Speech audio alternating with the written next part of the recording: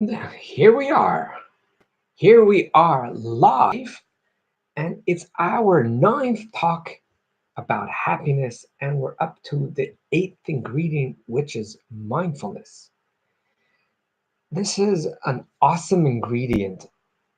I'm just really loving this topic because the more I get into it, the more I realize how complex and beautiful, and yet how tangible it is, this concept of happiness. To me, happiness doesn't mean dancing and joyous and loud. When I refer to happiness, it's more about inner peace and tranquility. I guess it's an inner type of happiness. And it is mindfulness. What really hurts me is that mindfulness is for free. You do not need anyone. You do not have to leave your house. You don't even need to go to your phone. It's all about right here. And it's in your soul. Today I was thinking about it by lunch about mindfulness. And I had this thought, could you imagine someone that came to me and wants to get coached how to get a good job and how to make me be a little bit more than the minimum wage deep in the ground? It's anywhere between $7 to $900 million in that property. And they're talking to me if instead of getting $14 an hour, they should be getting $19 an hour. And if you're thinking they're crazy, I wouldn't judge them too fast because most of us are that way. What do you mean? What do you mean? Most of us, of course, we're not. Who's going to be stupid to do that? Well, I've seen people that are 20, 30, 40, 50, 60, 70 that are still looking for happiness. They're still looking for inner peace. And some people it's by buying stuff, some people by listening to stuff and doing stuff and making and running and exhausting. And these things really do not work. Because when someone lives on a gold mine, you don't look for a better job, a worse job, a higher paying job, a lower paying job. You have a gold mine. Just tap into it. We have a gold mine, and let's get straight into it. Most of us are dead many, many years before we arrive to the cemetery. I'll prove it to you. Take any moment that you are not focused on something. You're driving in your car or you're walking. If you try, just do it for 3 minutes, not for 30 minutes or an hour. Most of our free time, what is your brain doing? What your brain is doing most of your time is you worry about something or about 30 things. If what's going to be for dinner, what's going to happen with your child. I mean, the list, we could just go through hundreds of things right now. But you're worried about something, or you're rehashing something that happened yesterday, a year ago, or 40 years ago. I still can't believe what that person told me 7 years ago. I still can't believe it. So I have a minute. The minute right now is 9:03. Is it? Yeah, it's 90. Yeah, 9:03. These are the only 60 seconds right now that exist. If I'm going to be in the moment, which soon I'm going to talk about what it means to be in the moment, I'm actually alive. I'm living. If I have this minute, this moment, and I am spending some time of what someone did do or didn't do, or worry about what's going to happen tomorrow, like someone shared with me a year ago, or this year, something beautiful. I forget who it was, but someone taught me this. And he said the following to me: if you worry about something that will happen, it's equivalent of you paying interest on a loan that you never took. I love that. Maybe later on or another discussion, we could talk about why we worry if it's 99% destructive. What does worry come in? Mindfulness is to be present. And there's a whole bunch of ways, and we're going to start today. I don't think we're going to finish today, but there's a whole bunch of ways of being mindfulness. Let's start with something very, very simple. Try it out. We're going to go through a few beautiful examples, and this is free. You don't have to pay for a course. You don't have to get onto a plane and go to a convention. These are simple exercises that you will see change. The second will be even more interesting because it's magic that happens in the middle of my sessions that I do, which is magic. Let me go to something simple. You have food to eat to keep your soul alive in your body that's meant to be alive as well. Most of us eat, or we're watching something, or we're doing something, or we're running something. And we eat our food. So technically, our physical body is alive. Try this tomorrow. Try this after we talk if you eat at night. Next time you eat a meal, shut down the world. Or if you don't want to shut down for 20 minutes or half an hour, do it for 3 minutes. Notice the very huge difference what's going to happen to you. And just look at the food that you're eating. Focus only on the food that you're eating. When you cut off a piece with your knife, when you put on the fork, put it into your mouth. Be mindful of what it feels like in your mouth and what it tastes like. Be mindful if you are really chewing up the food as much as possible. The more you chew the food, the less it has a toll on your body with digesting food that will just swallow down because you're all over the place. But I mix that in. That has nothing to do with really mindfulness, but it's okay. That's another health benefit. If you're actually going to chew up the food, it's also healthier in the digestive system. It's going to make you less tired after you eat. And then look back on your plate. And again, be mindful of what you're eating. You will actually enjoy the food and your body will be way more relaxed. What gets us to be relaxed, happy, tranquil, and at peace is to be in the moment. Most of us are not in the moment because we were trained not to be in the moment. Most of us have inner voices we don't want to hear. So if we're running, we don't have to hear the voices. But it's a catch-22. You're running and don't want to be in the moment, and you're residing in yesterday and tomorrow, or the past and in the future, because just to occupy your brain, to be busy, and to make even more noise, not to hear your other voice. But then there's a side effect. I'm thinking about it right now. I didn't even prepare this, but it reminds me of part of the negative aspect of the medical world that they have beautiful life-saving medication. Yet many times I love to discuss stuff with doctors, even though I'm more in the spirit versus the matter, but they do connect under one.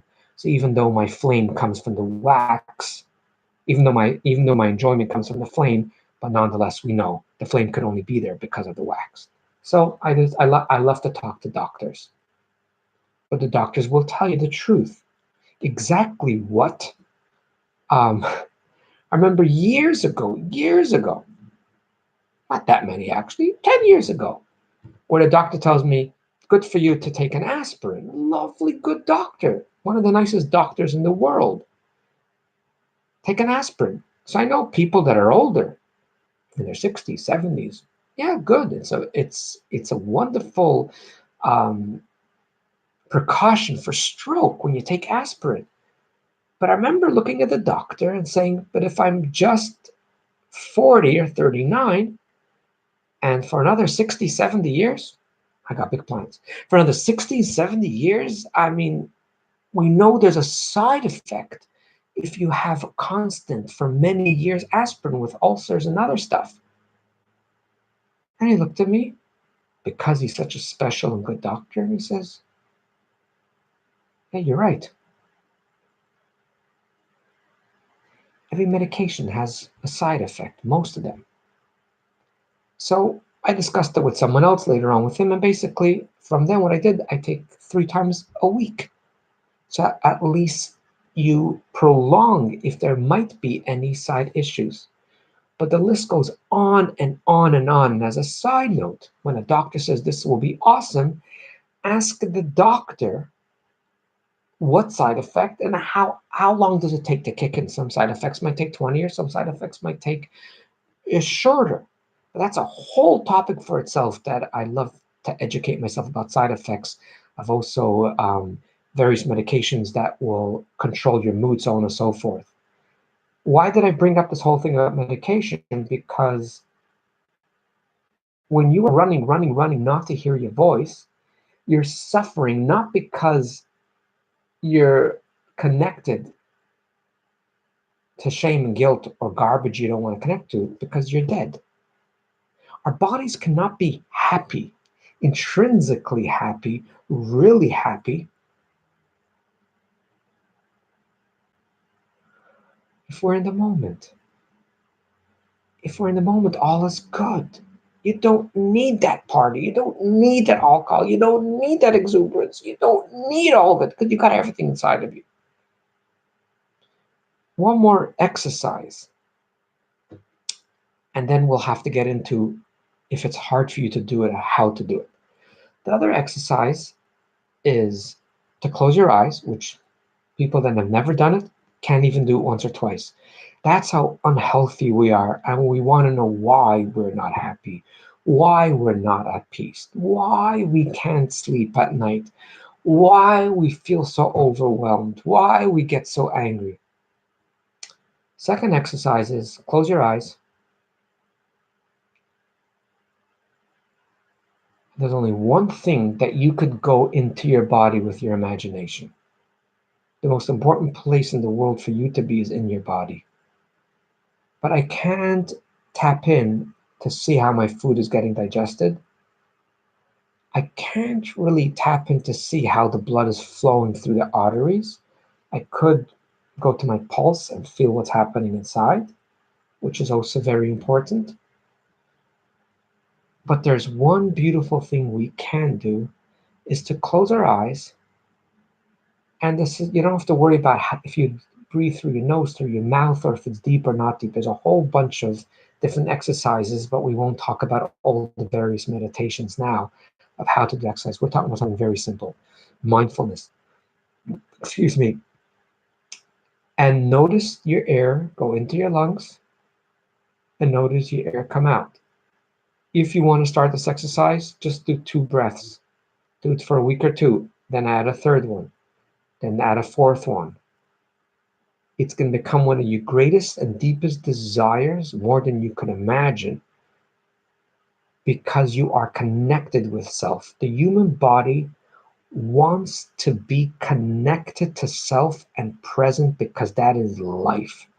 Life is being in the now, not only that my hand exists in the now, because I promise you, come back to any grave, dig it up a day later, the hand is also there. Our hand is not life. Our life is life. Our spirit is life. Our emotional presence are life. Being in the moment is life. Mindfulness is life.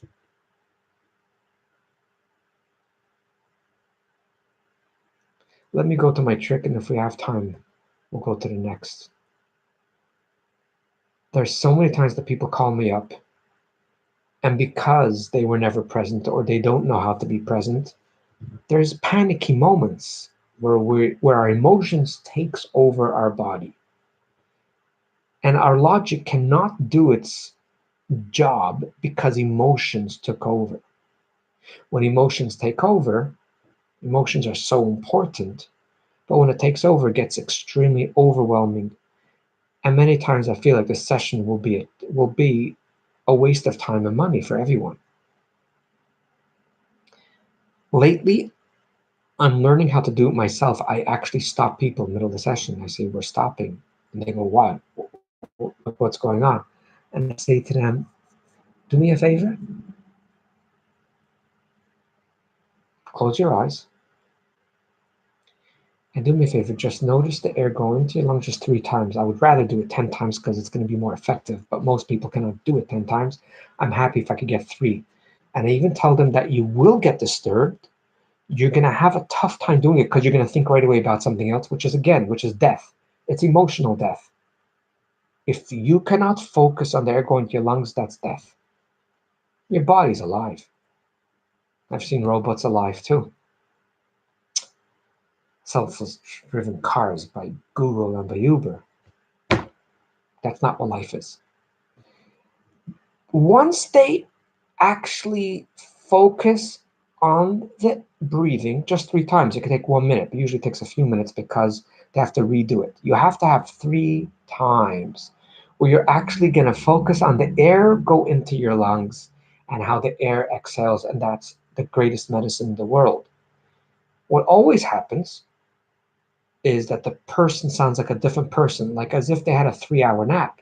Some people get scared and they say, why, why I feel better? What happened? I gave them no drugs. It was over the phone. I gave them no needle. It was over video chat. Sometimes it's in the office. But what happened? And very briefly, I go through mindfulness, and I told them that it would be a waste of the session if I would continue. You need to have that moment to be grounded and live in the now.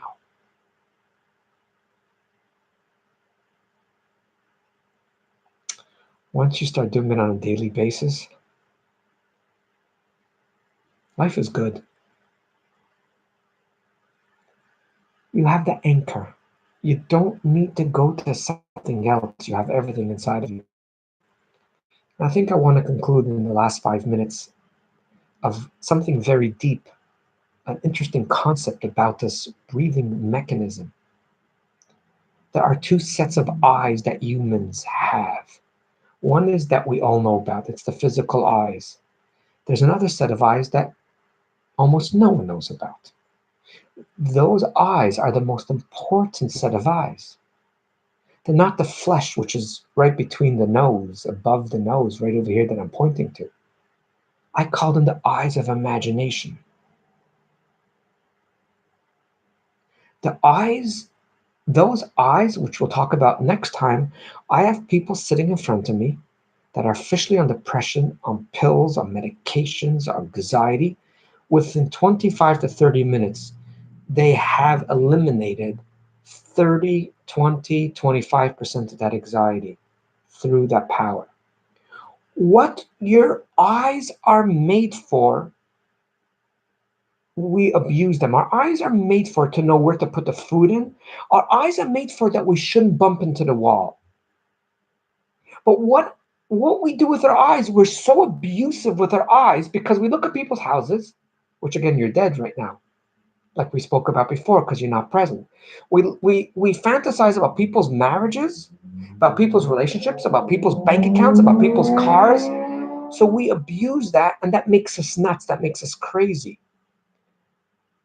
Most of our day, our eyes should actually be closed. What do you mean you're crazy? What do you mean close your eyes? Try it out. Before lunch, after lunch, during times, even when you're at work, definitely at night before you go to bed. Try to do, I'm only giving you one, there's five, there's 10, there's beautiful. We're going to go through about 4 to 5 of them in the next few weeks. Beautiful, powerful exercises that can get you to be in the now. And that's the inner spiritual eyes, the imagination, where you just could see with your mind the air go in your lungs and out. That's very therapeutic. It's the first time that you notice yourself. When your external eyes are always seeing everything around, you're ignoring the most important entity in the world. To you, that important entity is you. And the only time you do it. See, even if you do this, which is very good, you actually focus on what your hand feels. Especially you do this in the bottom of your feet. It's very sensitive. That area is so sensitive. You focus, that's good, that's external. Of course, you feel the emotions internal. But when you're breathing, that is the only time that with your mind, you're entering in your body and you can know where the air goes in and where the air goes out. Happiness is not on a cruise. Happiness is not in a discotheque. Happiness is not in a glass of whiskey. It's not in Canvas. Those are only temporary band-aids that you become dependent, that actually weakens your emotional, and I forget the word. I say it 1,000 times a day and I forget it. I found it, your emotional immune system. Guys, have yourself an awesome and delightful day. And thanks for joining me. We'll continue next Thursday night at 9 o'clock to continue the miracle of mindfulness, how you are going to learn to be tranquil, joyous, content, and inner peace. And codependence will be something of the past. Good night.